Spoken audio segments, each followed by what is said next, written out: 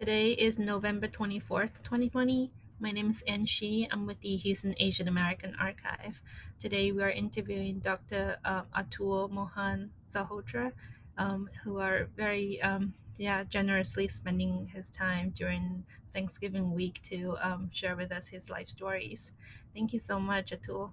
Oh, you're welcome. Yeah, to start, can you share with us when and where were you born? I was born in a town called Shimla in in September 1958. And Shimla is a very special town because it used to be the summer capital of the British Empire. And it's located at 7,000 feet above sea level. uh, they Some of the British explorers in 1850s were exploring this area, and they found the climate to be very comfortable and similar to the climate in their country in England. And so they decided they would establish a town here. So that's where I was born. It must be a very beautiful town then. Yes, it was very beautiful in the foothills of the Himalayas and very, very clean because there were one, very few people, and two, they did not allow any cars or any vehicles within the city. So everybody had to walk to wherever, to school, to office, for shopping, for hospital, wherever. And so that made the environment very clean. Wow, that sounds amazing. Um, can you also share with us what your name mean in your language? Oh, so there, Atul actually means incomparable. In to in Sanskrit, whenever you put the word a, it means the opposite. So the second part, tul, means to compare, and when you make it a, it means incomparable. And the second name, Mohan, means somebody who is dear to you. That's beautiful. Thank you. There is Um, actually a mythological story about the last name too, if you want to hear yeah, that. yes, please. So the mythology is that, when God created horses, uh, the human beings realized that horses were very, very powerful, and they used to fly at that time, just like the, I guess, the Greek Pegasus. So the human beings prayed to God and said it would be great if the horses that are that powerful did not have wings. So if there were a beast that was created that would not have wings, so we human beings could use them. And the story goes that um, there was a guru or a muni. His name was Shali Hotra, and he prayed to God, and God gave him the boon. And his request was that the next generation of horses should not have wings, and that's how horses came about. And the story goes that we are the descendants of Shali Hotra, that that person, but that's the mythology. Wow, that's legendary. Yeah. Oh, thank you. And can you also share with us the neighborhood you grew up in? Well, You said it was the British Empire rule. yeah. So the first house that I remember, where I grew up, was called Talbot House in Shimla. There were no numbers for the houses. All the houses had unique British names. And that's how the postman, I guess, remembered all the names. So that was Talbot House, and there were several homes nearby. And this house kind of had four, it was like a fourplex. And then I remember when I was about in the sixth grade, no, actually fourth grade, when we moved to another larger house, and that house was called Stokes Place. And as it turns out, Stokes was the British, I think, I don't know whether it was British or an American who first brought apples to India. And otherwise, apples are not native to India. And he became well off, and there were there was a whole colony of homes. There was a Stokes Place and Stoke Lodge and Stoke Mount, all named after him. So we grew in that house, and actually, the house had like 4 bedrooms and living room, dining room, all that. So it was a pretty big house, and and there were four. It was also a fourplex, and I remember our neighbors. But the interesting thing was every house came with about 10 outhouses, what they called outhouses, or the British called them servant quarters. So, in those servant quarters, which were just like row houses, within 3 minutes walk from the house, there was a milkman, a barber, a cobbler, a tailor, and they were all there to serve the people living in this house. So it was kind of an interesting British, um, I guess, um, uh, traditions that on the British house. And in that house, I don't know who was staying before us, but my family was leasing that house, so we lived there on rent. But it was one of the British general's house or someone, and he had all these servant quarters. Wow, that's so interesting to hear the term outhouse as a That's right. And colonial term. yeah. Uh, could you remember any of the impact or the memories that I mean, psychologically, the British colonialism has impacted you in your childhood or your family? Well, well, of course, that we learned English, and I went to an English medium school and a very good school there. That is part of the positive aspect of the British legacy. Um, but yeah, other than that, it was just a beautiful city to grow. Of course, I know the British history, and there were a lot of negative things that happened too. But for me personally, I guess I benefited, and my family, all my siblings benefited because they had established very good schools for their bureaucracy in Shimla. And so, it was very good education. And I remember all my teachers were like Irish brothers and nuns. So, yeah, so I benefited from in that narrow space. So the British colonists are primarily from Ireland, that you call them Irish No, brothers. that school happened to be run by Irish brothers. So I think it was some portion of the church that established that school. And there were other schools that were by different, um I guess there was Catholics and different Christian denominations, but mine happened to be run by Irish brothers. I see. Thank you. And is that school a mixed Indian and English school, or is it segregated back then? No, no, no, no. That time, this was after the partition because India got independence 1947, and I was born in 58. So there were no British left.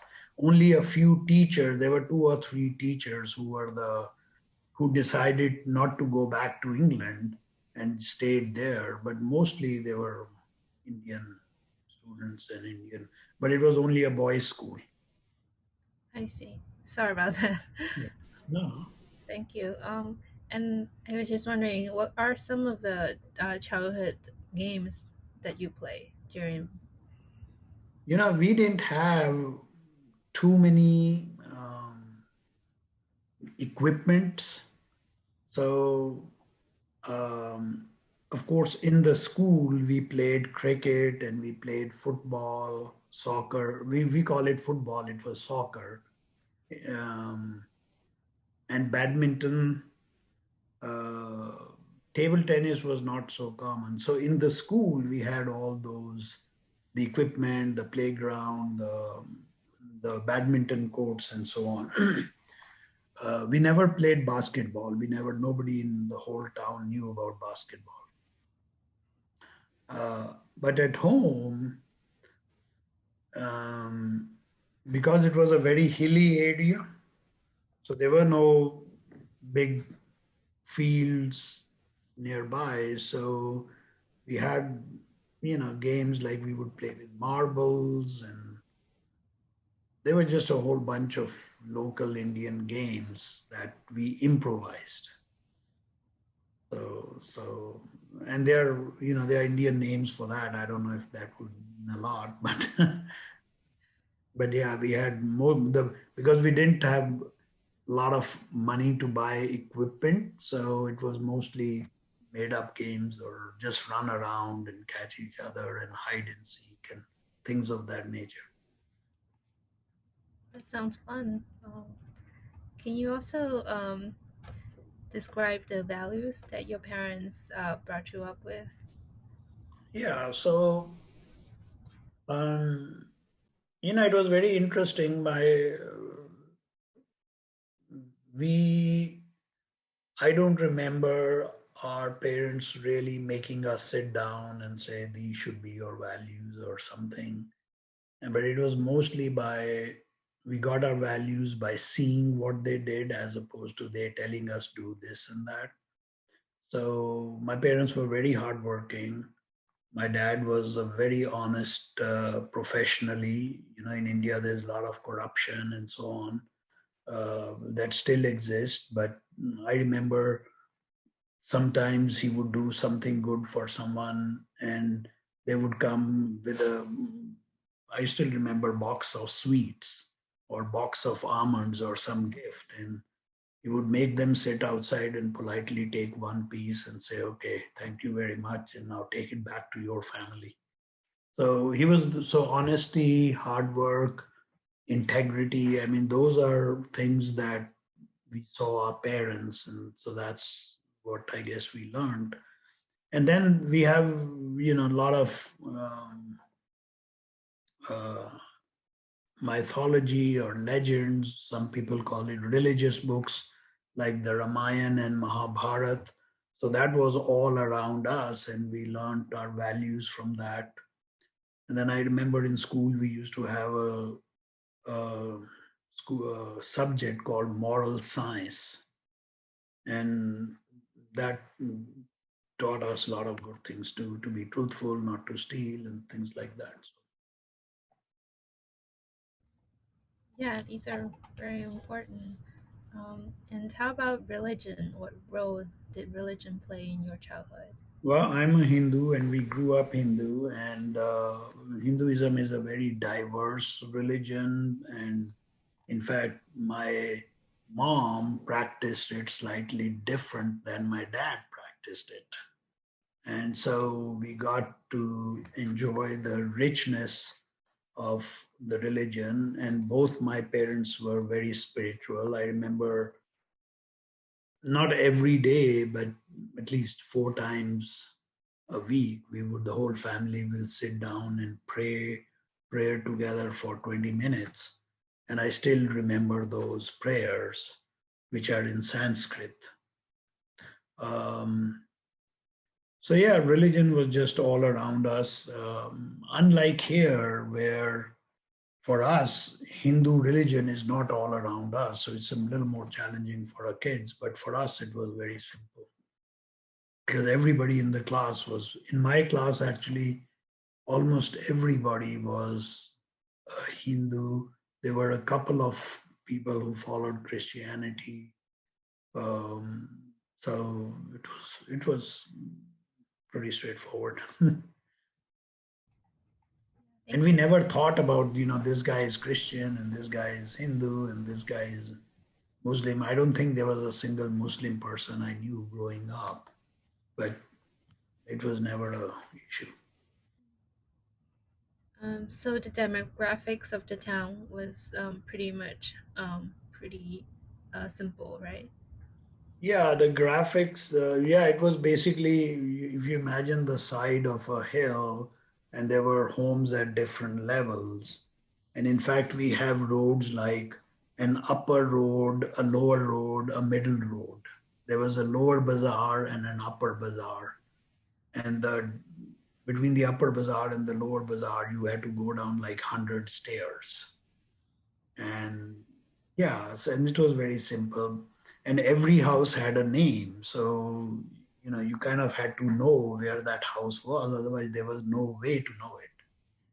Because, there was, um, as I said, Talbot House, Stoke House, there is Benmore, I mean, it had no road, and then to give directions was very complicated in those days. Well, you go there and you go there and then you go there and then it's near that, and so it was very complicated that way. But we had to walk everywhere. Wow, that's so interesting. It's really hard to imagine for our time, like Yeah, when everyone drive in Houston. Hmm. yeah. My dad would walk probably 3 miles to his office in the morning and 3 miles back, maybe four. Our school was about half a mile, so you just walked, and then you carry your groceries as you are if you go shopping. So it was different.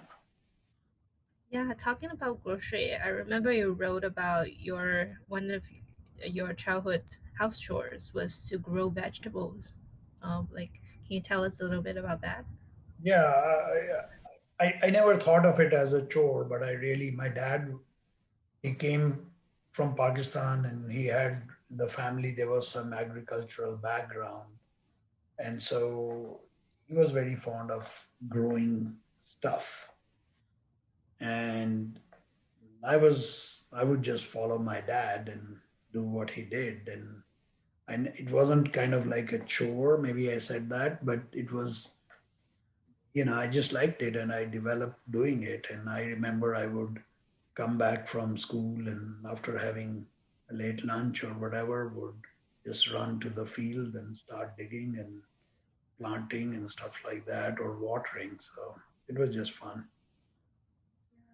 Do you still have a garden these days? Oh yeah, yeah, absolutely. That's my hobby, and that's what I do a lot. In fact, I'm trying to get associated with urban gardening and PIF planted forward. I don't know if you are aware of those organizations, but That was so interesting. And also, you wrote about your parents coming from a refugee backgrounds from Pakistan. Mhm. Um, and yeah, I kind of remember there's the war between Pakistan and India, and those times were pretty traumatic as well. Must be. So, what kind of memories are from your parents? Have they described or yeah, told you about some of the stories? Yeah, so it wasn't a war in 1947 per se. It was just that the British dis- decided to divide India into two countries, India and Pakistan. And Pakistan became predominantly Muslim, and India became predominantly Hindu. But before that, there were Hindus all over India, and there were Muslims all over the place that is Pakistan. There was no Pakistan because there was only one country ever. And so when they divided it, from what I'm told and from what I've read, and there's a very good book written by two French authors, Freedom at Midnight, which is amazingly well written, um, that I remember reading a long time back. But basically, since my parents were Hindus, the general thinking was they need to leave and go back to on the other side of the border and for the Pakistan, for the Muslims to come on this side. So the borders were drawn in Delhi, and then just I guess from what I hear from my parents was at that time a lot of riots started happening, and the riots were not triggered by the British, but they did not control it or stop it. They said, "Oh, it's not our country now, and we are leaving, so they are all on their own." So they could have done a better job. But anyway, that's besides the point. So so my parents basically were in Lahore, and they were newly married, and they just got on the train that they could and got to this side. And the next train that came after that, everybody was killed on the way. So basically, a train full of bodies came to India, the train after theirs. So it was a very terrible time. It wasn't a war, but it was just people, riots. So I heard a lot from that. And they literally came with whatever they were wearing. And so So that's how they came. And then later on, obviously, I wasn't born, so I don't have any memories of that. But in 1965, there was a war with Pakistan, and we used to have blackouts in the evening. And that was the year that we first got a radio in our family, so we could hear the news.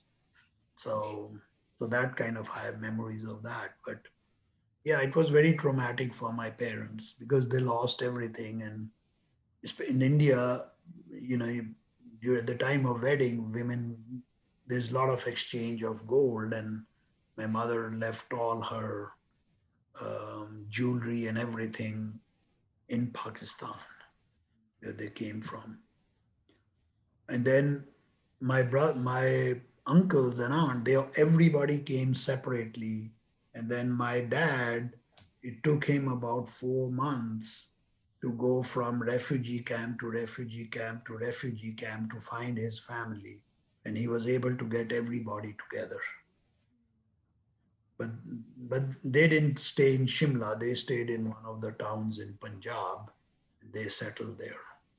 And my dad had the advantage because he was the only one who had college education in his family, and everybody else was in some business or landowners or traders.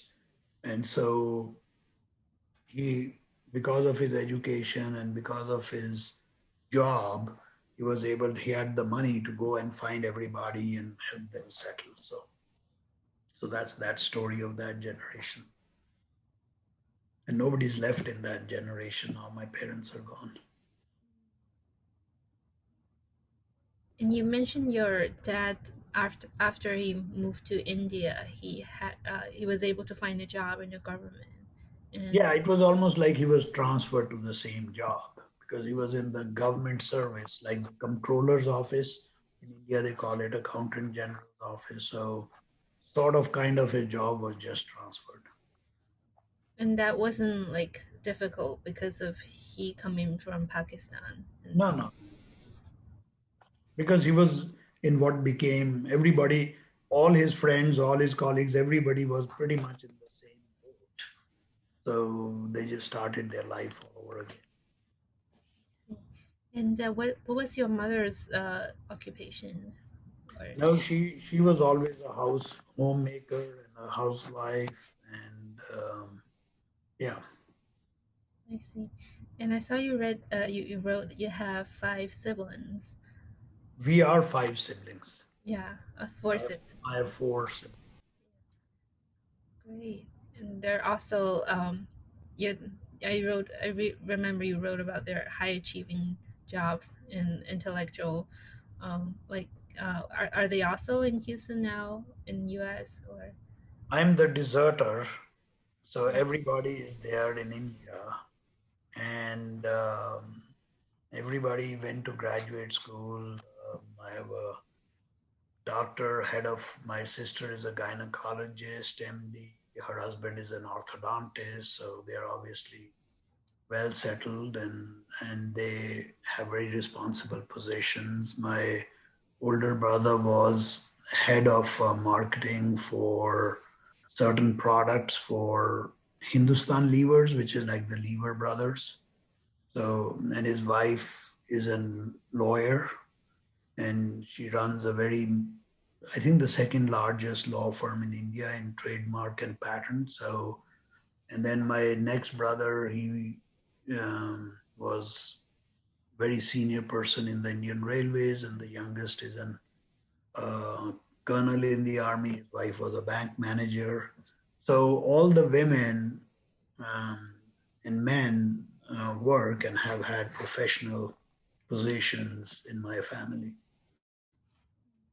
Um, yeah, thank you. And I'm also curious, given India, like from what I read, it's a patriarchal society. Like, do you feel that in your household, your on your parents' education? Um, and now, what do you mean, like in terms of running the house, or in terms of what do you mean by education? Yeah, like family values and the emphasis. Yeah, I think, you know, here, like in here, we heard a lot about women being not treated as equal, and their pay is less, and there's disparity. We we never had that in India. I don't know. I mean, a man and a woman in India gets this paid the same if they are doing the same job. So it's very, so that concept of, yes, we are a patriarchal society in terms of I inherited my father's last name, not my mother's last name. She became a Salhotra. Uh, yeah, a lot of major decisions were always taken together. So we didn't have like a, I didn't grow up as a different my home, but yes, my mom did was responsible for the house, and that was her kind of job, if you will, and that's what she did. And my dad would go out and work, and that was his job. But everything at home, there was no like one is better than the other or superior than the other. So never like that. Thank you for sharing. But I think the labor was, but the responsibilities were more clearly defined. I think now in society, the responsibilities are not clear. So that's why sometimes there is a lot of confusion.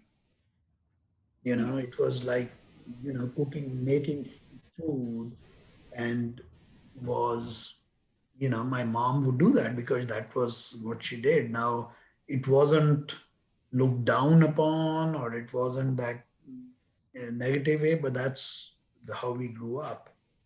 And I think if it was reverse, it would be the same. But there is, we knew exactly whom to talk to for what, like my mom or my dad. So it was, I think it was easier that time. Now people are very confused, who makes this decision? Is it mom or dad or both, or if they don't agree?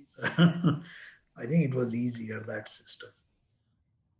Yeah, just like different assignment of roles and responsibilities. That's right. But there was the important thing is there wasn't that this role is more superior than this role. Right. If you think like that, then it's a problem. It was like this is your role and this is this role, and we work together as a family. So I think that makes it easier.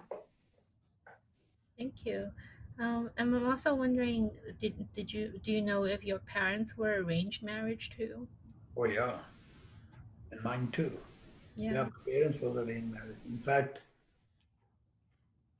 um, yeah, they absolutely did not even meet before the marriage. So they were like, "You are marrying this beautiful." My dad would say that her friends and cousins would tell him, "Oh, you're going to get married to this beautiful woman," and that's all he knew. And then they got married, and they after married they lived separately for 6 months because my dad was studying and he finished his degree, and then they got together. It's really interesting to hear in our time, I guess. um, Yeah, I guess I really wanted to ask that later on, but I'm also curious. Do you plan to um, arrange marriage for your children as well? Well, I would like to, but I don't think they would agree to it. Yeah, I think actually, you know, arranged marriages in the West, people don't have a good understanding of what it is. Um, Arranged marriages in certain villages and certain places is almost by force, where nobody, where the girl, typically in India, you mentioned patriarchal society, does not have a choice. So, yes, that happens. But that's not a typical arranged marriage. A typical arranged marriage is where the parents of both the boy and the girl, or bride and potential bride and groom, really sit down. They know each other, they know their child, they know each other, and they say, you know, the two seem to be a good fit. And then they just introduce them, and the veto power is still with the bride and the groom. So it's not that the arranged marriage is A will marry B. A is introduced to B, and then they have to decide whether they want to get married or not. And in some ways, it's not any different now. You know, you go onto an app and then you get matched, and then you see if it will work for you. So it's kind of the same, except the matchmakers were the parents. And you know, it was much easier because the parents would do all the homework, you know, and only did if the so if I have a son and somebody else has a daughter, I would do my homework to make sure that family and the daughter is suitable for my child, my son, and they would do the homework for their daughter to make sure there is compatibility. So the screening is done. So it's much easier. So you don't go meeting random people. You meet people who have the potential to be together. So I think it's a good system. That's really interesting to hear. Thank you. Yeah. Um, and I guess moving on to your education experience, so you started with one of the most prestigious school in India. Can you share with us some of that experience? Well, I finished my high school in Shimla, and that was a very established school by the British, St. Edward's School, Mm. and I had a great education and great teachers and great friends. And then I went into engineering and joined a school called the Indian Institute of Technology in New Delhi, for which there's an entrance exam, and I passed that. And when India got independence, there was in the entire country, there was, I think, one or two engineering schools only. So, one of the first priorities of the Prime Minister of India, who was, I think, Oxford or Cambridge educated, Nehru, was to establish engineering schools. So he decided to establish five schools and collaborated in collaboration with five international well known universities. So one was IIT Delhi, one was IIT Bombay, IIT Madras, and so on. So I went to IIT Delhi, which was the collaboration was with the Imperial College in England. So that's where I went, and I was staying in a dorm, and it was great because four meals were served on the table to us. We didn't have to cook or worry about it. We had a dining room, and breakfast, lunch, afternoon tea, and dinner were all served 7 days a week. We didn't even have to pick up our dishes. So we would go there, we were served dinner, and we would go back to our rooms and classes. So um, So it was, very convenient from that perspective. So we were 250 plus students in the entire class, which was divided into civil engineering, mechanical, electrical, different. And in the entire class, there were only 8 women. Wow. Yeah. So we would get very excited if we met a woman on one of the days, one of our girlfriends, or not girlfriend, a friend who was a girl. Wow. Did you also have a tuition waiver? Well, actually, it was a government school, so the school was the it only cost about 150 rupees, which at that time, using the conversion at that time, was like about maybe $40 a month. And that included tuition, it included the dorm, 4 meals served on the table, and all lab fees. So it wasn't much. And I did get a scholarship from my state government because my state did not have any engineering college. And because, so they would give a scholarship to students who did engineering outside the state. And so I got almost about 150 rupees. So my education was almost free. And then while I was in school, we had some Iranian foreign students and they wanted to learn English. So I would teach them English. And so I would get some tuition money and stuff. So it worked out fine. That's wonderful. And I also remember you said you declined an offer from Cambridge University. Yeah, we just didn't know much. I didn't decline it. My parents said, no, that's not for you. And I said, okay. We didn't know much, no internet knowledge was. I had to open. If you wanted to know where England was, you went to a globe and opened an atlas and saw it. So there was knowledge was very limited. Um, and I guess also move like what kind of clubs do you remember you were with at you were part of at the Institute Oh, of so, Technology? yeah. So we had, like in Rice, you have different houses, like different dormitories.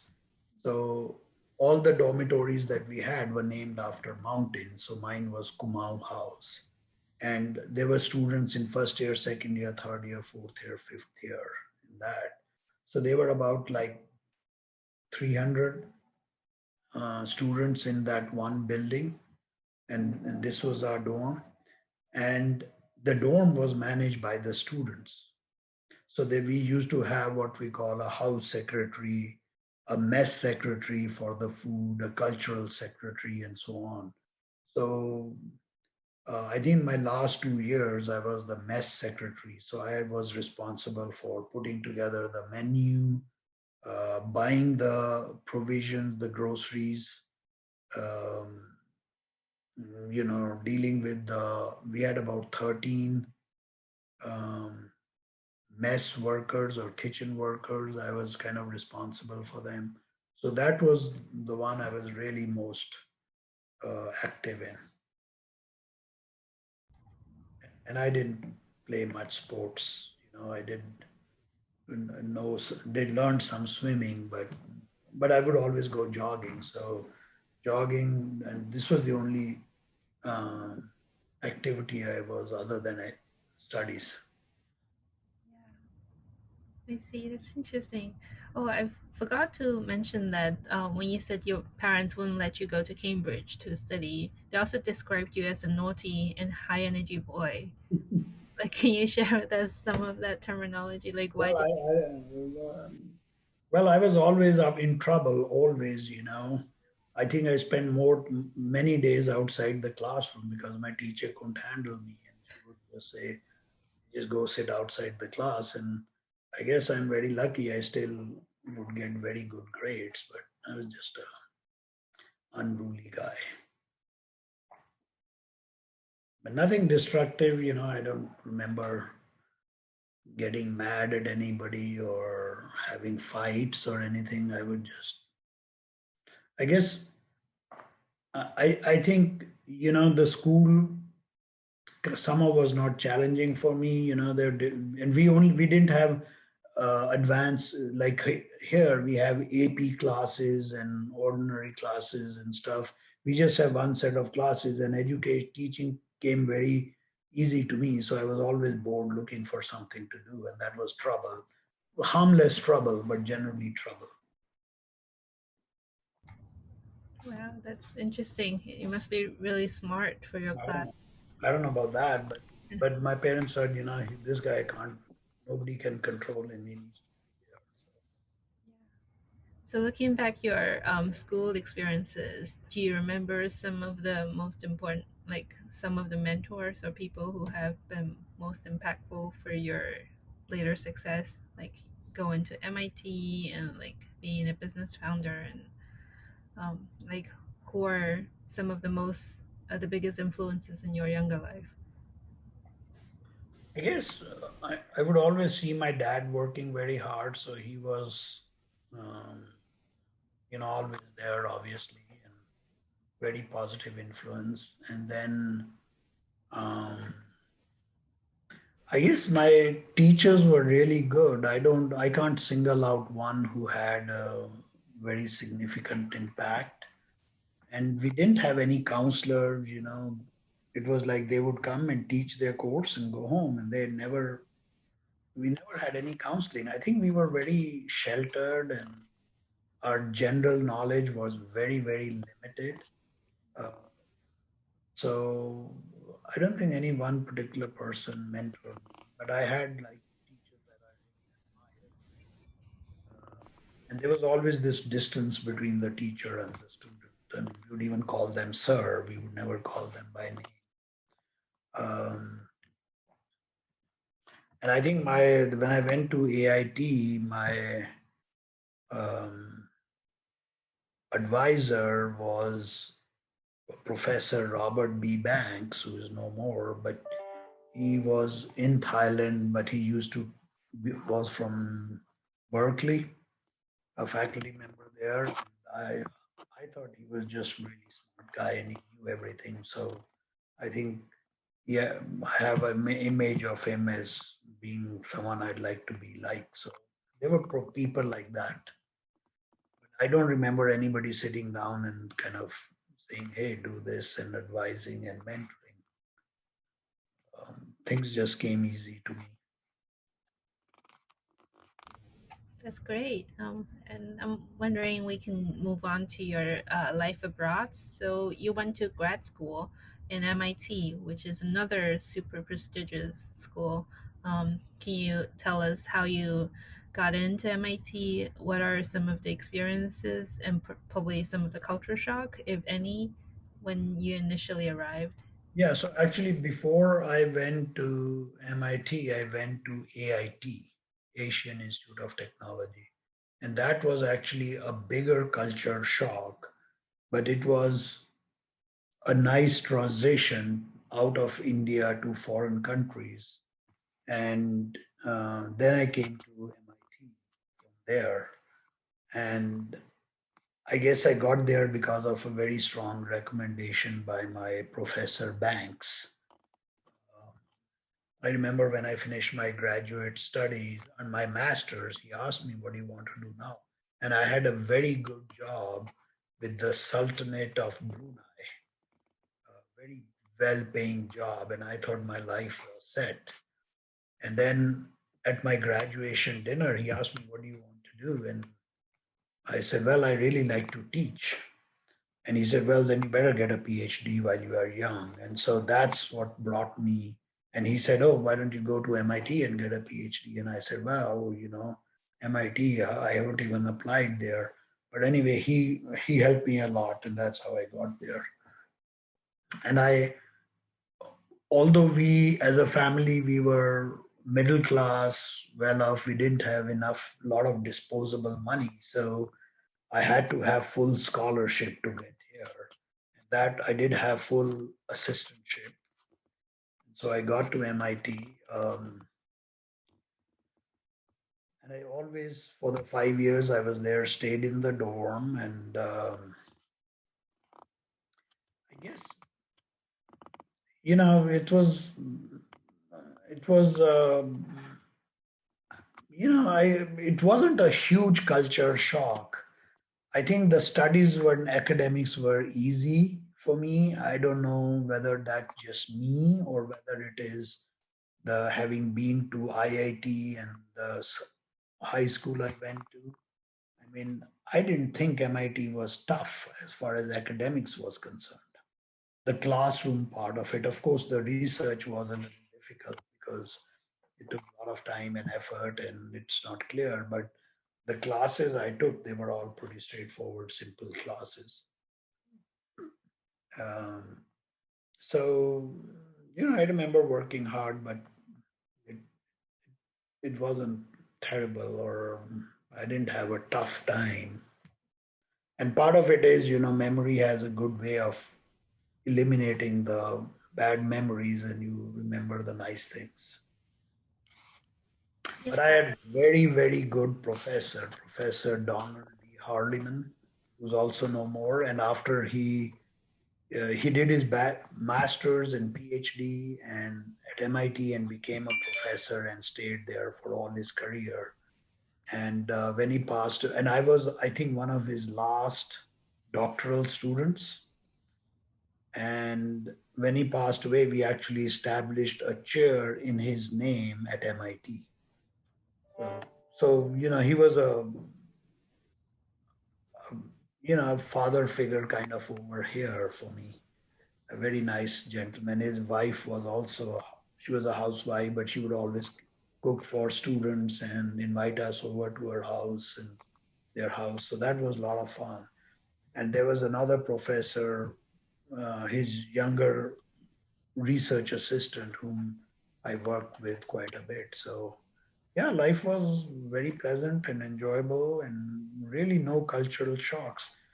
Um, really, I mean, there were many things. Oh, okay, this is how they do things here. But yeah, it was okay. And knowing the language was a big positive thing.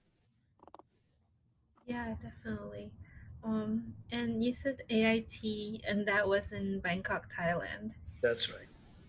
And like, you said you probably had a bigger shock in Thailand. Like, what was some of the things that caused that bit of culture Well, shock? um, that was the first time where we had mixed domes, for example, women and men in the same dome. I never experienced that. Uh, um, there were a lot more social interaction with women from many different countries. There were in the AIT, the students were only from Asia. So they were Chinese, um, Japanese, Koreans, Mexican, no, from Nepal, from Pakistan, from India, from Philippines, Indonesia. There were like 31 different countries. And just to be, so there were 31 different languages probably. And we would have a lot of cultural shows. So it was a very good living in international culture. And on the one hand, it was a shock. And on the other hand, it was very enriching and gave you a true sense of what the world is. So, um, you know, just the eating habits and dresses uh, and it was just totally different.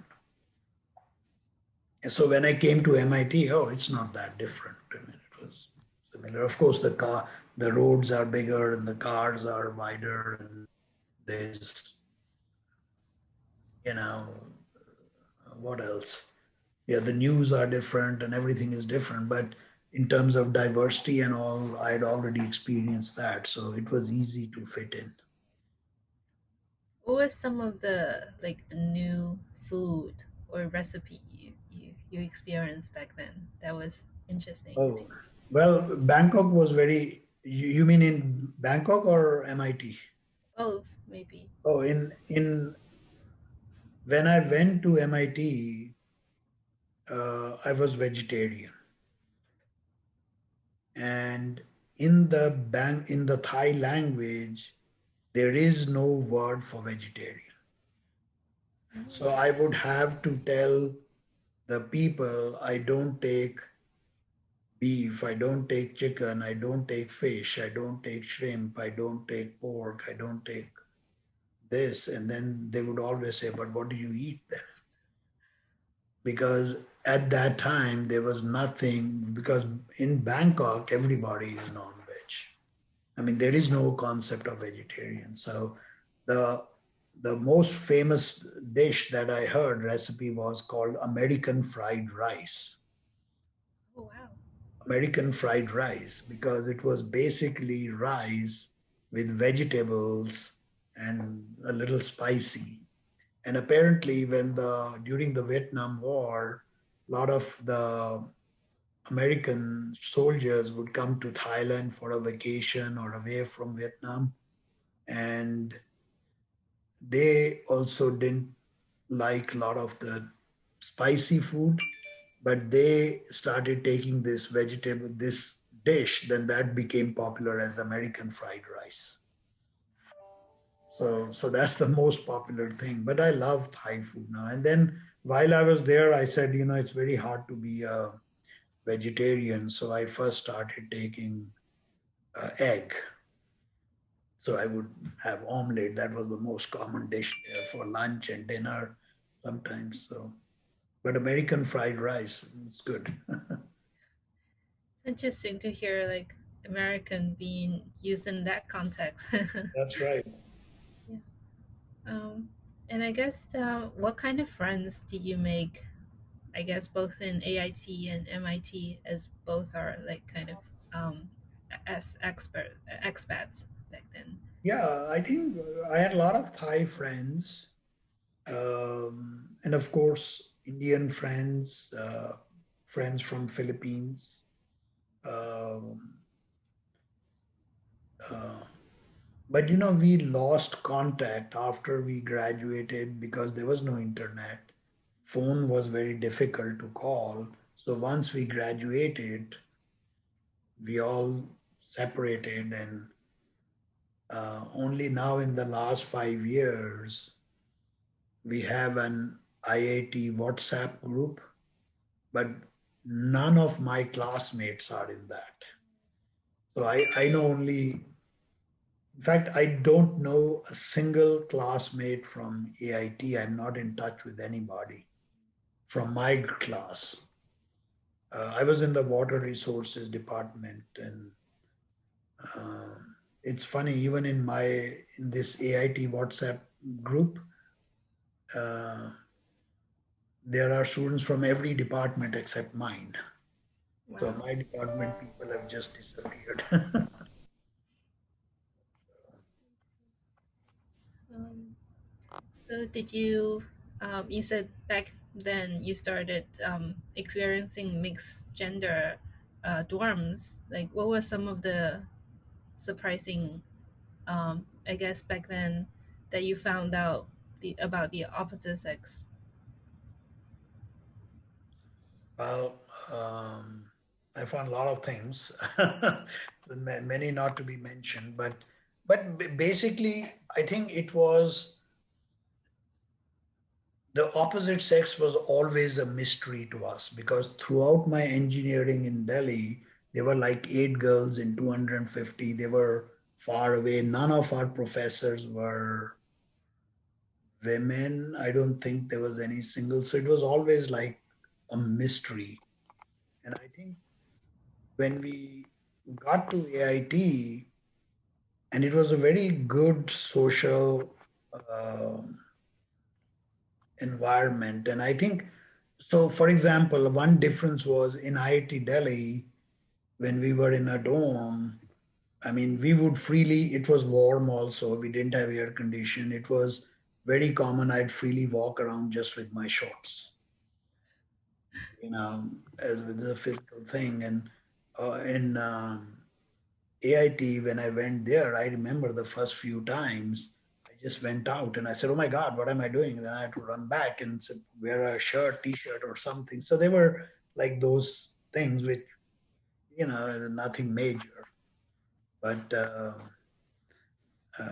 but I think that women are not a mystery. They are just like us. They have want to be friends and all. So I think it was that initial shock.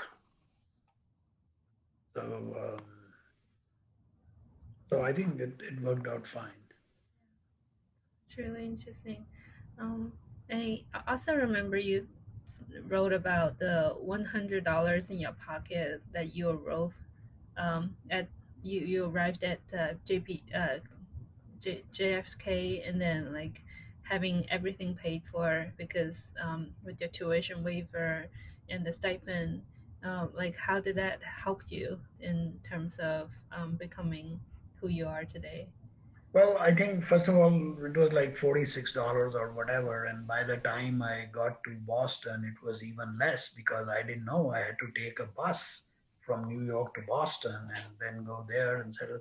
But I think, I have always been very rich because I always spend less than what I earn. And I was very rich in Thailand. I was very rich in IIT Delhi because I had other, I was teaching kids and my colleagues English, and at the end of the month, I always had extra money. And even now, I feel I'm very rich, but maybe not as rich as I was in MIT because then money meant a lot more. And but I always had more money than I spent, and so I've always felt rich that way. And that's very lucky. Not many people can't say that. And I've had my share of hardships, and but I've never been in a situation where I craved for something and I couldn't get it, and maybe I just don't have the cravings. Wow, that's really inspiring to hear that your attitude towards money in terms of earning more than less because of your kind of value towards money as a way of like marrying desire versus That's um, yeah. So that's really inspiring. Thank you. Yeah, I never had that, but of course, you know, I remember when I finished my doctoral exam because to get to the doctoral program after academic, you do that. And when I did that, I got a $50 a month raise. So my $500 stipend, I think, became 550, and I was like so excited. Wow, I got a 10% raise, and what am I going to do with $50? So it was always good. That's really interesting. And I'm wondering, given your kind of study abroad experiences, both being kind of very diverse in terms of eth- ethnicity, have you at all at any point in your in that part of your life to be kind of ethnic stereotyped, or like kind of as we are all at terms of in terms of like now we're kind of Asian being stereotyped as the modern minority, also good like being really good at math and all that. I guess back then in MIT, have you experienced any of that?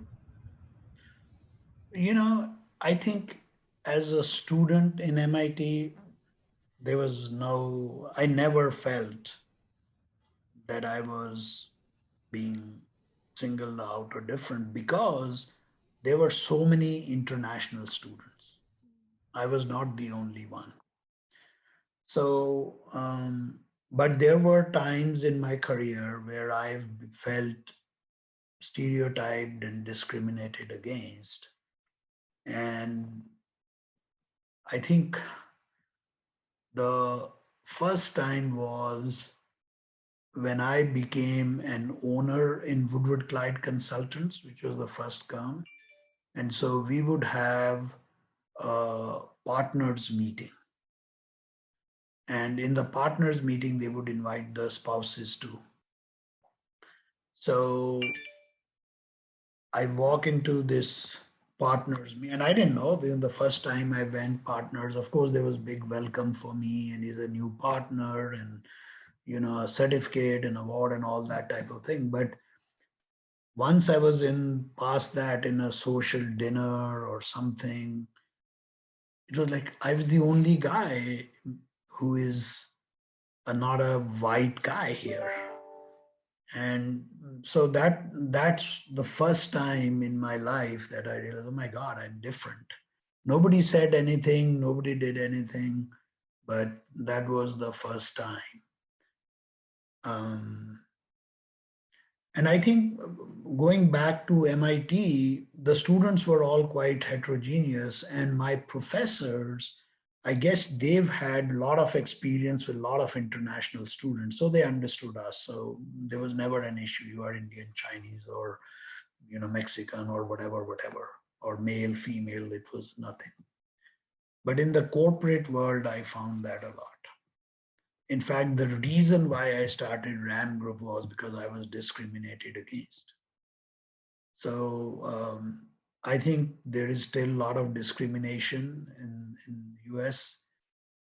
If you are an immigrant and you succeed, either you are super lucky or you are much better than an equivalent American. And that's just the way it is in corporate America.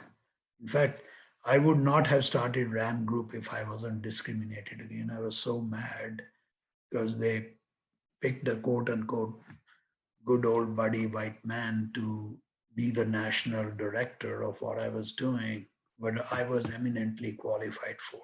That guy would ask me for advice on technical matters, and then they made him my boss.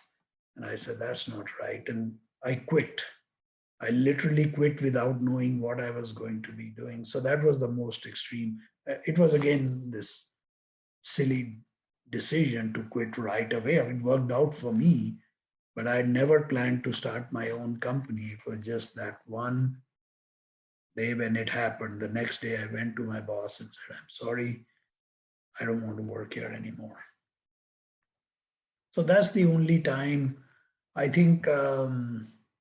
Second time when my company was bought by another company, Ram Group, and in their partners, I became a partner in that company, and that was even worse. I was just the one brown guy with surrounded by all these older white people. They were very nice, but I did feel very uncomfortable. And once there was another time when there was a senior person in my previous firm, not Ram Group, when we were going to have a office picnic for Ram Group, and I invited him, and it happened to be on a Sunday because that was the best day that worked for me. And he said, "What do you mean you are having a Christmas a party on Sunday? Sunday morning you are supposed to go to the church. If you don't go to church, you are not a good man. I'm not coming to your party." Okay, we don't come. We'll have a party without you. So I haven't felt too much, but there have been a few very specific incidents. Yeah, wow, that's really interesting to hear that people can be a little bit more single-minded. That's And right. But I think part of it is the circle in which, since I have a higher education and PhD, all the circle I move in is pretty much all educated people. They've traveled abroad, they've been around. But yes, in terms of the corporate world, there was a lot of. and you said the WCC, the Woodward Clyde Consultants, and that was in San Francisco. Correct.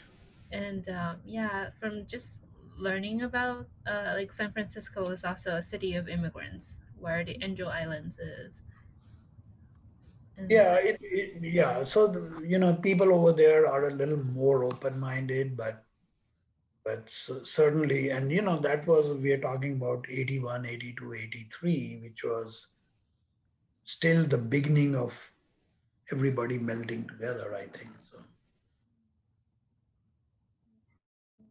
But socially, outside of that corporate I've never felt anything discriminatory against or anything. Yeah, that's really interesting. And I'm wondering, as you describe, it's very like white male driven, like senior um, group. Was that just in corporate America, or do you see that also in other patterns like nonprofits or any other industries that you would No, like? I think it's I've experienced only uh, in engineering, and in engineering there are very few women, and it's not IT. My engineering is not IT, where there is a lot of immigrants and, and diversity. Mine is civil engineering, which is more traditional. So, and I think on the outside in a lot of these organizations there isn't, but and I've not been inside a non-profit, so I really don't know. Do you see the reason behind that being like people only promote because of they want to see people who are similar to them in mindset? Or is that like a kind of try? Is that systematic in terms of Yeah, I think it is human nature to feel more comfortable with people who look and behave like you. I mean, that's just human nature. I mean, I come from India where there are hundreds of different cuisines, there are hundreds of different dialects, there are people in the north are fairer, people in the south are darker. It's very diverse. And even in that one country, people from north think differently of people from south and vice versa. So I think it's natural. Um, but so it's natural. What I'm trying to say is natural to feel more comfortable when everybody in the room is like you. And I don't think we can. We can do anything about it. That's just the way it is. But the problem comes where because you are different, I'm going to treat you differently. That's wrong, in my opinion. Yes, I may not be comfortable with you because you are of a different culture or background or you look different, but I shouldn't treat you differently.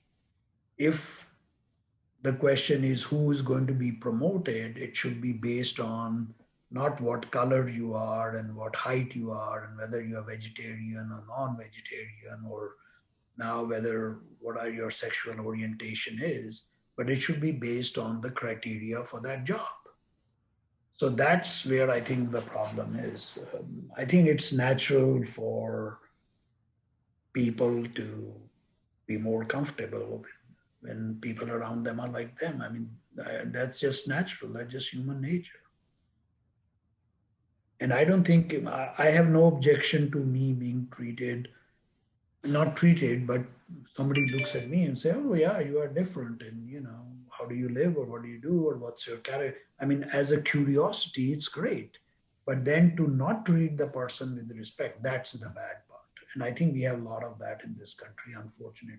I think it's everywhere, but in the last few years, it seems to have become worse. it's really interesting to hear like how stories back then has already started. But also, I'm wondering, have you experienced any like quote unquote microaggressions back No, then? I see. no, I've never had. Yeah, people thought after 9/11 I would read story that they treat you differently. And I've never felt that. But the other part is I'm not sensitive. I know there were a few times they asked me to, I want to screen you. Okay, screen me, be my guest. I have nothing to hide. So I don't, maybe it's my attitude. Somebody else who's more sensitive may have said, he's screening me because I'm black or I'm brown. I don't think like, the guy wants to screen me, go ahead, screen me. What's the big deal? I have nothing to hide. Be my guest. So I think it's also how you take it. Yeah, that's great to hear you're looking at it as different matter. Yeah. And Now, if somebody apply says this is the law, but I'm going to apply you a different law to you because you are different. Now that's bad. But yeah, so I haven't been felt like thank you. Yeah, it's also interesting that since you left the WCC, you were also able to fund your own company. When without that, it wouldn't have added to your success today. Um, and next time, I actually just want to rewind a little bit back to when you graduated from MIT. Like, why did you decided to stay in the U.S. then back to that. India? Yeah, actually, I wanted to go back, and I wrote a letter to IIT Delhi that I'm finished my PhD and I'd like to come and teach there. But they really didn't have a job. And and plus I was a little hot-headed because hey, I'm from MIT and I got my PhD and I did very well in my doctoral studies, and so you guys should give me a job. But they said, well, we really don't have a job, but if you come back, we'll give you some temporary job. And then if something opens up, we'll give it to you. And then that's why I didn't go back. I I think see. now at that time, India was um, was not open to the world at all. It was very like closed. Whereas now, I think there are a lot more people going back, which is very good. That's wonderful. And when you founded your own company, what was your vision? What did you want to achieve with the company? Well, actually, I really didn't think much about it. It was like, these guys didn't treat me well. I'm not going back to work there. So, and then I said, okay. So next day I came home and actually my wife said, so what are you going to do? I said, I don't know.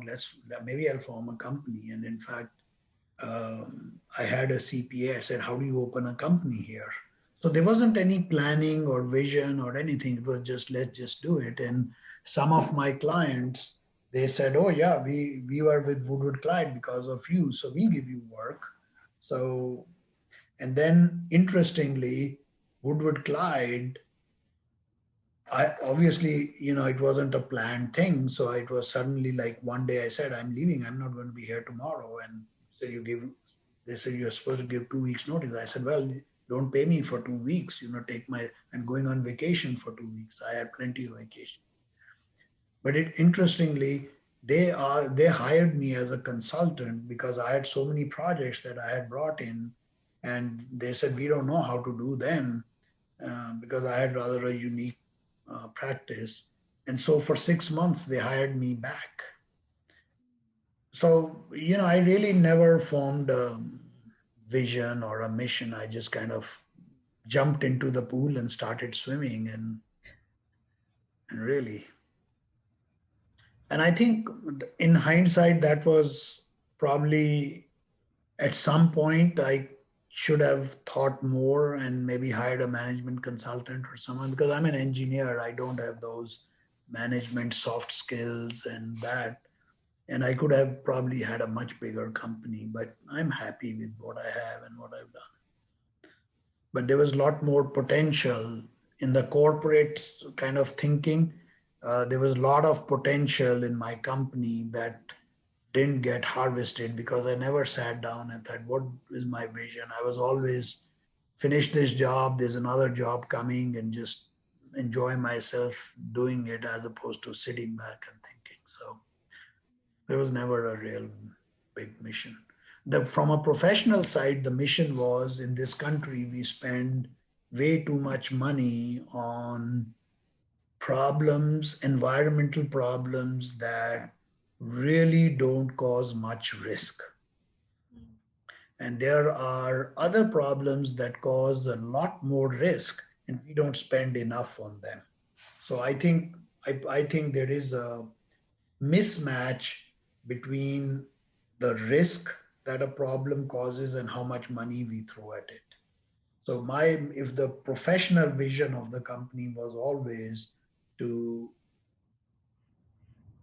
to identify the risk and manage it in the most cost effective manner. That's why the name RAM Group, Risk Assessment and Management. We assess the risk and manage it. Uh, and always the focus was we spend way too much money on perceived problems that are really not problems. So Yeah, that's wonderful to hear. And what are some of the most defining moments in your career you would say that you would be so proud of in thinking back? I think resigning from Woodward Clyde, that was pretty, pretty big defining moment. I think starting to teach at UC Berkeley, in addition to having my consulting job, that was a very, very big, uh, important thing for me. Um, I guess in I was 2 years, 3 years, I think, into my profession when there was almost like $1 million proposal that the American Petroleum Institute uh, sent out to the consultants. And I looked at that and I said, I'm going to win this one. And my boss and my colleagues said, oh, that's a pretty tough one. I said, no, I'm going to do it, but you just stay out of it and just let me do it. And I won that. And so that was a very defining part of my career. So yeah, I think discriminating discrimination actually helped me a lot in that matter. Otherwise, I would have probably I would have been fine at Woodward Clyde. I mean, there was a great company. I was owner. I was senior principal. It would be fine. But um, because I got out, that changed the whole path. Yeah, that's interesting about life, right? And Yeah. like something bad can make you stronger. Um, and actually, I'm also curious about the litigation support you provided in testifying against some high-profile projects that caused environmental issues and issue with people's homes and their property prices. Can you talk a little bit about that? Which particular one? There's some like on your bio, you mentioned the litigation support, including testimony in court on numerous high-profile projects. Uh, do you remember that? Yeah, yeah, yeah. So, you know, imagine this is the Mississippi River Mm. going this way into the screen. And on this side, there is these petrochemical complex. And because this petrochemical complex needs crude oil as the source, and then they refine it and make it into gasoline. And in between, there is pipes underground that go from the Mississippi River to the refineries to take crude oil and gasoline back. And then it goes on barges and goes on. So, in between the petrochemical complex and the river, there is a village, a housing community, a residential community, which, when this petrochemical plant was established in the 1900s, was a residential colony was established for the workers to live there. So over the years, these pipelines leaked oil Oh, wow. because pipelines in those days were just made of iron and they would just corrode and make holes. And then when oil is going in them, it's like leaking, just like you see sometimes water leak in a water pipe. But this is oil leaking. So they were like maybe 100 plus homes, and they had basements. And we don't have basements in Houston, but they had basements in this community, and below them was oil that had leaked. So there was this concern that vapors from those from 10 feet below the ground would evaporate and get inside the house, and people would be breathing petroleum vapors. So this is a common problem that we tackle. It's called indoor vapor intrusion. The intrusion of vapor from under your house and below the ground into your room, and then it mixes with the air, and then you breathe, and then that's not good. So, um, so I think it sounds very scary, but this is an example of where we spend so much on risk, but the risk is not much. As long as you have a very strong floor and there is some soil below it, you can do some calculations and show whether the risk is high or not. And the risk from smoking is far more than the risk from this pathway. So in this particular case, I testified in the court and did calculations. And I've done that on several cases, trying to show whether there is a risk or there isn't a risk, and whether people should be worried about it or not worried about it. So I do some of that. I see. So, Wow, thank you. Um, I guess next, perhaps we can move on to a bit of your family life. Um, yeah, so you and your wife met through your parents' arranged marriage, and then I read that the two of you was apart, like having a long distance marriage, one on the East Coast, um, and how did you cope with that, like having being newlywed and being apart? well, it was um, so my wife and me. I was in California. My wife was studying at the Cornell Medical College, which is in Manhattan, and her parents lived in upstate New York. So my parents, the matchmakers, had communicated with each other, and my dad asked me that, oh, you should go and visit this family. So I said, oh, well, okay, I'll get some good homemade food. So I flew from San Francisco. I had a meeting in Washington, and I spent the weekend in upstate New York. And so obviously they didn't know who I was. So they put me in a hotel and in the town, and the whole family, my wife, her brother, and her parents, there are four in the family, and myself, we had a few meals together, watched a movie or something. So that's the first time I met this girl. I see. That was in February or January. And then um, in why anybody from beautiful California would ever go to Buffalo, New York in the winter still defies me. I mean, I wonder why I did that. But anyway, that's the first time. And then my parents came from India, and they were jet lagged, and they flew to New York. And my Poonam was in her dorm, and we just all had breakfast together. So very cramped, one little dorm room, and there were eight of us. We just had breakfast together, or seven of us. And then the third night I saw her was the wedding night, and no communication in between. So, so after we got married, then my parents left for India, and then she came with me to San Francisco.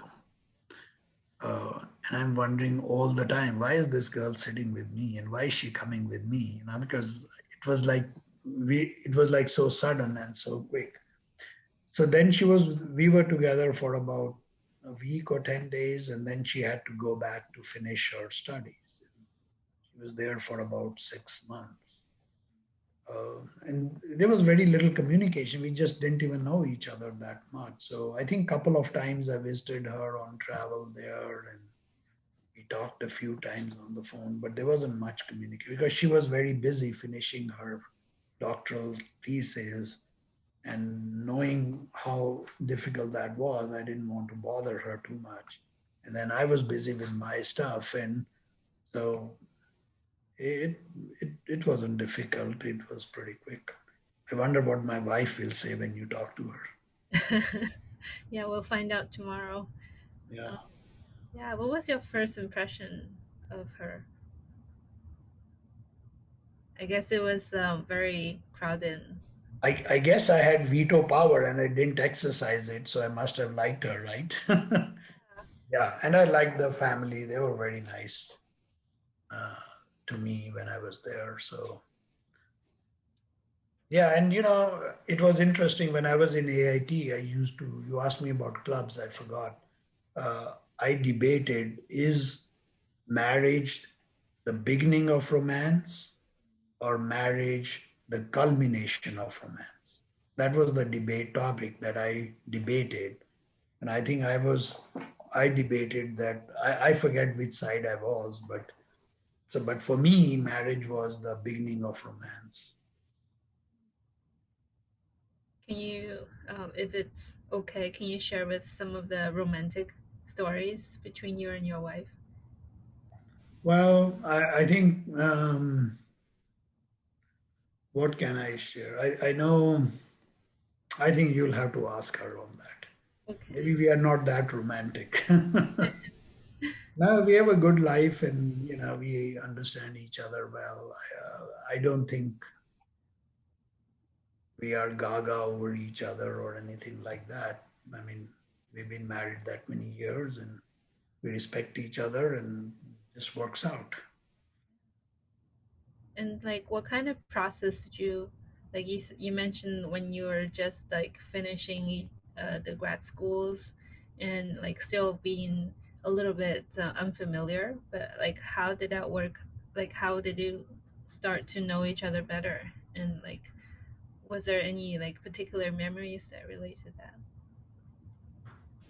No, I think, one thing that really helped were we were both from the same culture and similar background, and there were no conflicts about food and dress and those types of things, and language, and respect for parents and things like of that nature. So there were a lot of common things, and that helped cement it, the relationship. And actually, we're both very professional and busy people. I was very busy. I was had a full-time job, and I was teaching on evenings at University of Berkeley, and I was teaching at University of San Francisco, and she had a postdoc position in the San Francisco Medical College, or I forget the exact term. I know. So um, so I think we a lot of it is being very busy. Uh, Memories. I know California was great. I think 9 of the 10 days we would just sit outside and have dinner together. So that was a lot of fun. Um, and then few times my parents visited. I visited them. So it just we just grew on each other and it just worked out.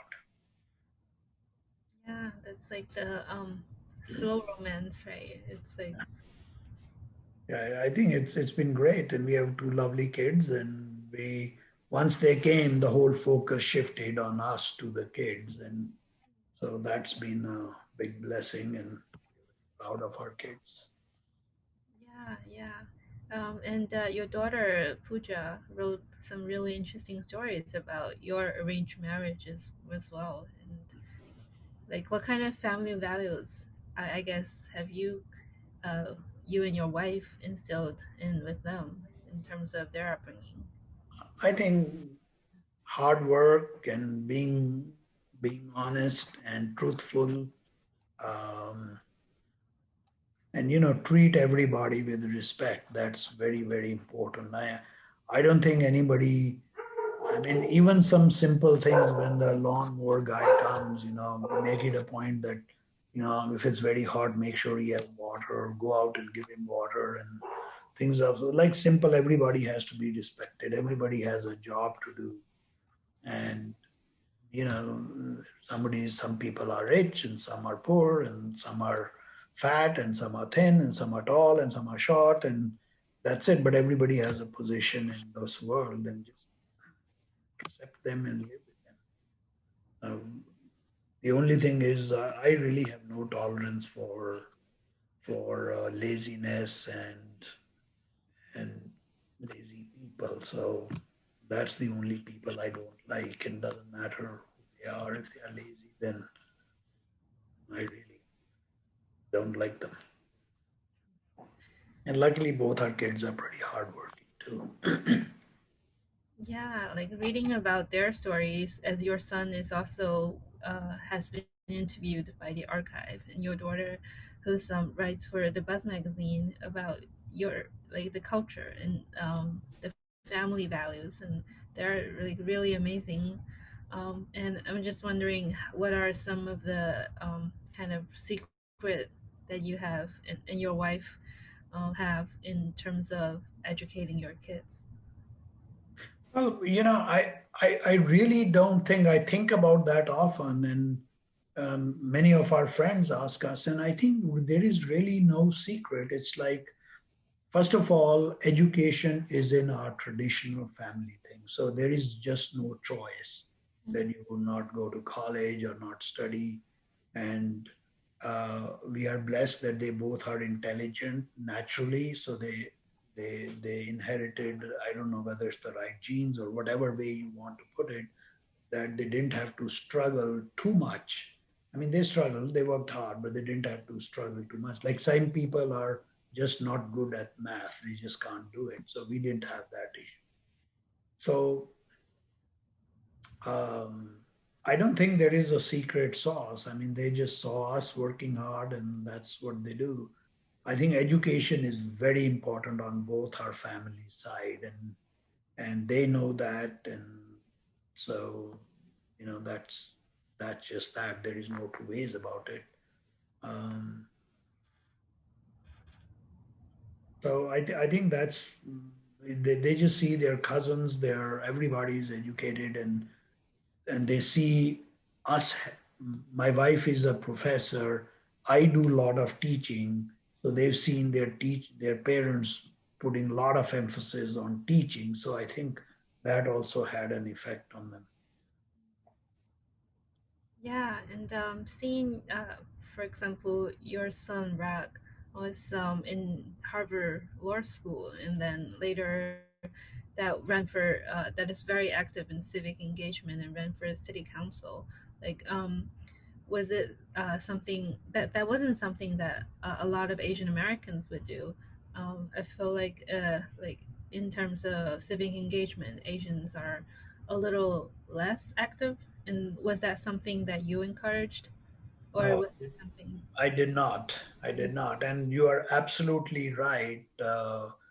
At some level, I was very disappointed that he got a very good job after Rice at McKinsey, and he gave up and joined Teach for America. And I was very disappointed.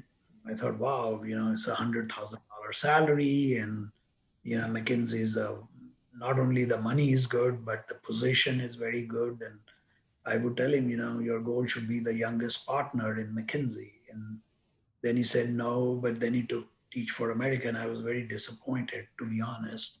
However, along the way, when he would come home and tell stories about what he learned and what he saw at Teach for America, uh, it really made me realize that we are just living in a bubble and there are all these people out there that need help.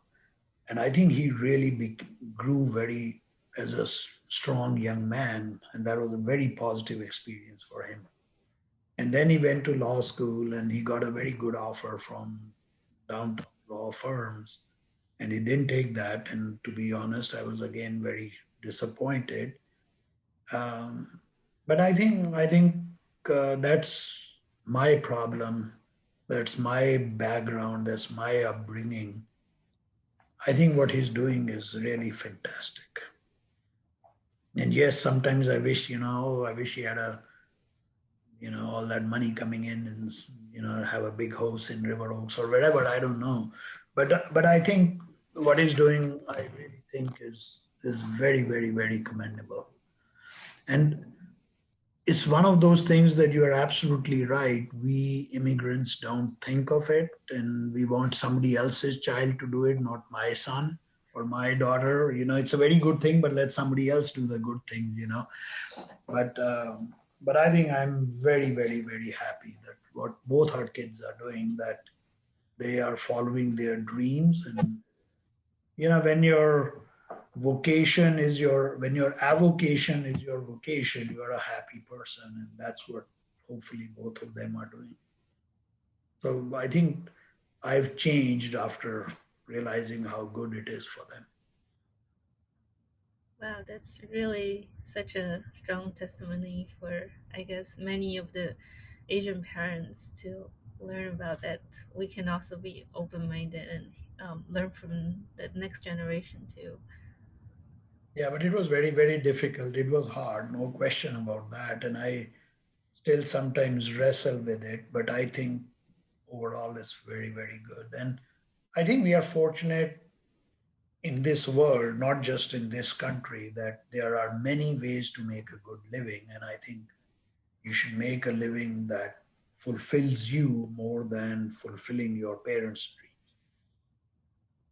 much that your parents would like it. And I think in the end, the parents would probably come around, unless you do something that is disrespectful or bad. But I think we really want our kids to be happy. And I think I'm speaking probably for all parents. That was amazing. Thank you. And how about Pooja? Like, she dropped out of Harvard Law School. Like, Yeah. and was that another disappointment back then? And she described it as her quarter life crisis in her writing. Yeah, I think it was disappointing, but I think it was a little easier because I think she was really having a hard time there, and it seems like it was best that she did something else. Although she got into almost every college she applied to, and a couple of schools which were not perhaps as challenging as Harvard, and I won't name any. She got full ride and full scholarship, but still decided to go there. So sometimes I do wonder if she had gone to a perhaps an easier school, maybe things would have been different. But maybe not.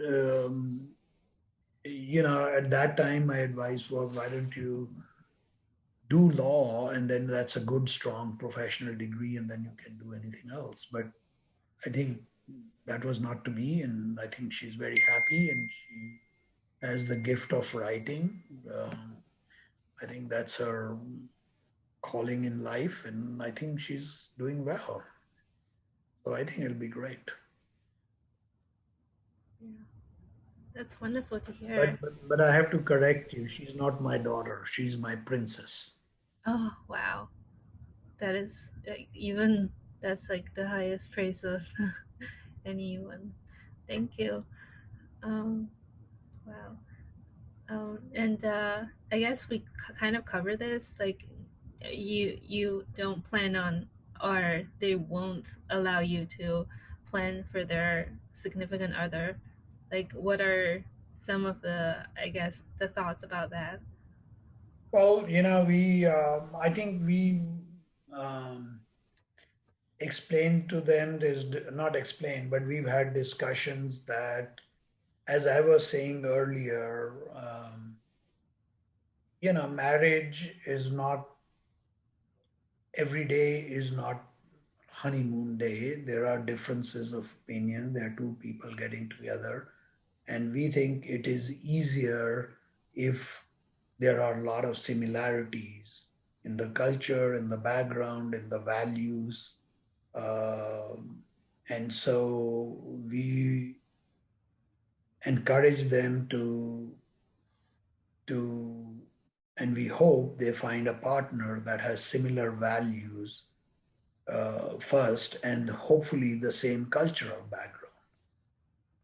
Because values, a lot of values are universal, but sometimes culture also has a lot of impact on the values. They are kind of interrelated. So that they understand that, they know that. Uh,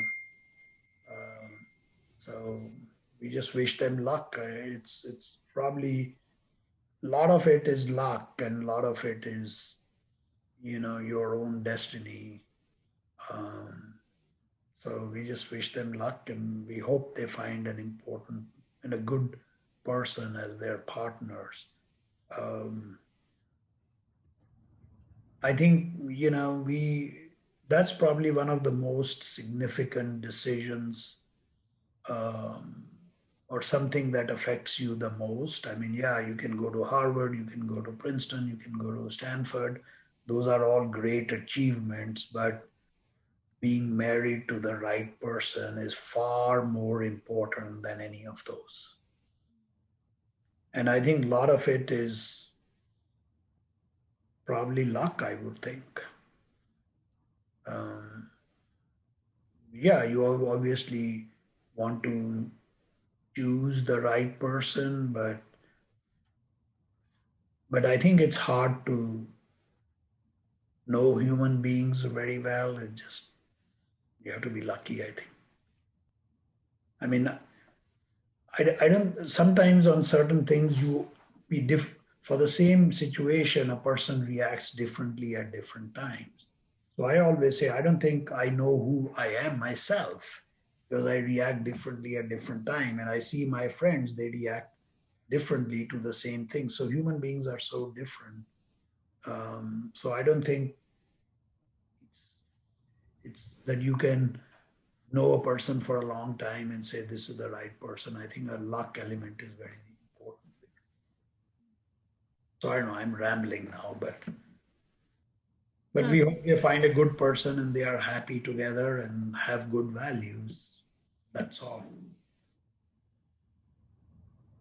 that's wonderful. Um, And I guess moving on to a little bit about our contemporary topics in life. We just seen have finished one of the most kind of hot topics about the election. It was also one of the most memorable elections, I guess, for many in the middle of a pandemic. What are some of your thoughts about the election results? Oh, well, you know, the results are what they are, and I'm actually a Republican. My wife is Democrat, my son is Democrat. But Republican is not supporting Trump. I mean, I don't support Trump, but I support small government. Uh, I think I support welfare and social programs, but not handouts. I think the traditional Republican way is that we'll help you if you fall down, we'll help you get up, but don't accept us to be helping you all the time. Whereas, but you have to make an effort to walk. Whereas I think the way I understand it or I perceive democratic ways, we'll not only if you fall down, we'll help you get up, and we'll you don't have to try to continue to stay up. We'll just keep helping you all the time. And I don't like that. I don't like people need to be more responsible. So I think Biden will be a great guy, and he'll have a calming influence on the country. And I think this divisiveness that Mr. Trump created will hopefully reduce. And I don't think that's a Republican thing. That's just his thing, and he just picked a bad guy, a person who's not up to the job, who doesn't have the right character, right values. So, but I think the middle path is the best path, and I think with the election there seems to be balance still. So we won't go too much to the left or the right, and kind of stay in the middle. So that's my 2 cents. I really like small governments. I think governments are not very efficient. I think low taxes are better for everybody. Um, and I think there should be less regulations. So that's my Republican leanings. Uh, but Um, let forms of what who said that? Let forms of government fools discuss, contest what is administered best is best. So you can have a very good situation with either party. mm. So anyway, that's how I think. Have there been any differences in opinions within your family or with friends? Oh yeah, well, not yeah. We everybody knows. I mean, Debate? on my thoughts, and my son knows that. But he is a Democrat, and I support him for his values. Um, so yeah, we have good discussions. So, but yeah, that's good. That's the beauty of our country and our human beings that we can agree to disagree. Yeah, absolutely. But when we want everybody to think like me and everybody who thinks like doesn't think like me is a bad guy, that's where the problem comes. I mean, but agree to disagree is the best thing that we have. And yeah, disagree with my wife many times, and I she disagrees with me and on certain things, and it's okay. I don't need yes men and yes women around me all the time. That would be boring. Yeah, it's wonderful. And also wondering how is the first women of color being in office, Kamala Harris, say to about kind of people of color civic engagement. Yeah, I think if she can be the role model for young women of color, that will be very good. Uh, but I hope we don't see her as a woman of color. We see her for her talents and what she does. Because if we start talking about woman of color is there and she's there because of that reason, then that defeats the whole purpose. Exactly. So I think I don't look at her as a woman of color. I just look at her as someone who worked hard and is a smart person. And I hope she does good things. But and I think it should teach us that it doesn't matter whether you are white, black, brown, whatever. As I said earlier, it's your talents and your aspirations and your hard work that matters. But this whole idea of I should be entitled because I am a minority, I mean, that to me that doesn't sit well at all. And as an example, Ram Group was very entitled to be declared as a small minority-owned business, but I never went and registered myself as a minority-owned business because I think that's ridiculous. Uh, People should hire me because of our talents and what we can do, not because we are minority-owned. And there's a lot of that going on around in the country. So I don't. So that's my thoughts on that. Yeah, a lot of political correctness Yeah, and ethnic stereotyping. correct. Yeah, I guess moving on, you also have a number of community involvements, including the Belair Dairy Group, Mhm. the temple Arya Samaj of the Greater Houston Temple. Mhm. Can you tell us a little bit about your selection, your choice of community involvements? Well, I think Arya Samaj is, Hindu religion is very complicated in some ways. It's actually a way of life. It's really not a religion. Uh, so at one point over the 5,000 year history, it became very dogmatic and very ritualistic. And then about 200, 300 years ago, this whole movement away from that started. And Arya Samaj of Houston is that following. So we tend to believe in the original Gita, Vedas, and not on a lot of idol worship and rituals and so on. So that's that. And our kids, we would take them there.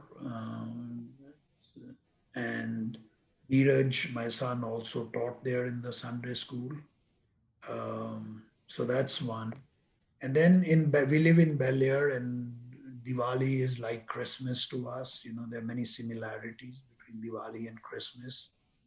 They both have some religious foundations, but over the years, it's become more of a social and festive type celebrations as opposed to purely religious. So, so we thought we need to start that have a community celebration and work hard to involve others, non-Indians, into understanding Diwali and what it means and so forth. So that's how this group started. And I think right now we have like 350 plus families that are part of this. And there's a lot of fun. This year, of course, it was on Zoom Yeah. last weekend. And every year, typically we have a big dinner and some prayers, universal prayers, and we have some dances and where we collect some money and we always give that to a charity. So that's the idea.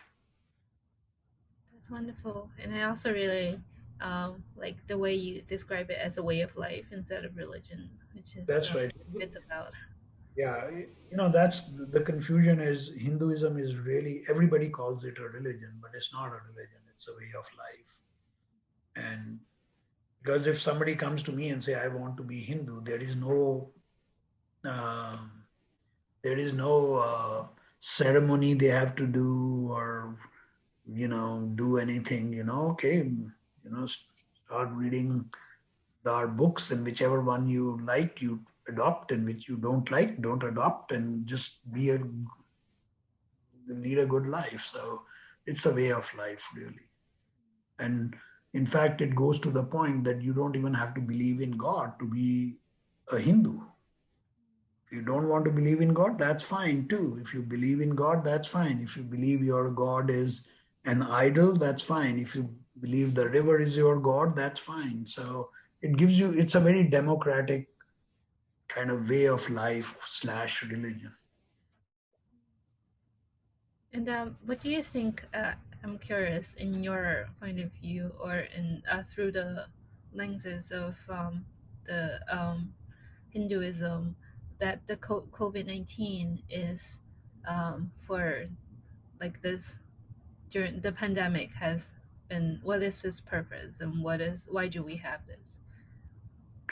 Well, actually, it's interesting you asked because I asked our priest, who is very knowledgeable about the Hindu scriptures, and he says, well, every 70, 80 years, something like this happens to remind people um, that nature is more powerful than they themselves.